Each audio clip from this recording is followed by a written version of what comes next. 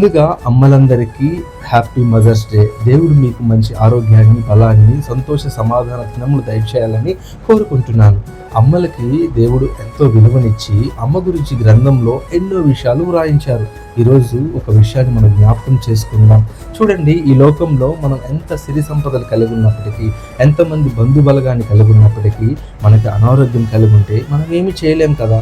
దీని గురించే బైబిల్లో ఒక వచనం ఈ విధంగా చెబుతుంది: మీరు దీర్ఘాయుష్మంతులు అగునట్లు మీ తల్లిని మీ తండ్రిని సన్మానించమని.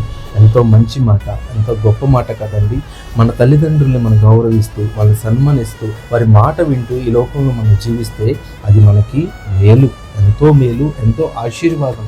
యేసు ప్రభు వారు కూడా తన తల్లి బాధ్యత తన చివరి దినాల్లో సైతం విడిచిపెట్టలేదు. తన ప్రాణం విడిచేటప్పుడు కూడా తన తల్లి బాధ్యతను నెరవేర్చినట్టు బైబిల్ గ్రంథంలో మనం చూస్తాం. ఇంకా చెప్పాలంటే, ఏ తల్లి ముందైతే తన పరిచర్యను మొదలుపెట్టాడో అదే తల్లి ముందు తన పరిచర్యను ముగిస్తాం మనం చూస్తాం. అందుకే మన కాడు ఉన్నప్పుడే, మన తల్లిదండ్రులు మన ఎదుట ఉన్నప్పుడే వాళ్ళని సన్మానిస్తూ, వాళ్ళ మాటకి గౌరవిస్తూ, వాళ్ళకి విధేయలై చూపిస్తే వాళ్ళ యొక్క ఆశీస్సులు, అలాగే దేవుని యొక్క ఆశీర్వాదం పొందుకొని యేసు ప్రభు ఎలాగైతే ఈ లోకంలో ఆయన మరణించి కూడా ఆఖరికి తన సజీవుడిగా లేచి దీర్ఘాయుష్మంతుడయ్యాడు, మనం కూడా అలాగే దీర్ఘాయుష్మంతులు అవుతాం. అలాంటి కృప, అలాంటి ఆశీర్వాదం దేవుడు మనకి దయచేయను గాక. మరొకసారి అమ్మలందరికీ హ్యాపీ మదర్స్ డే. ఆమేన్.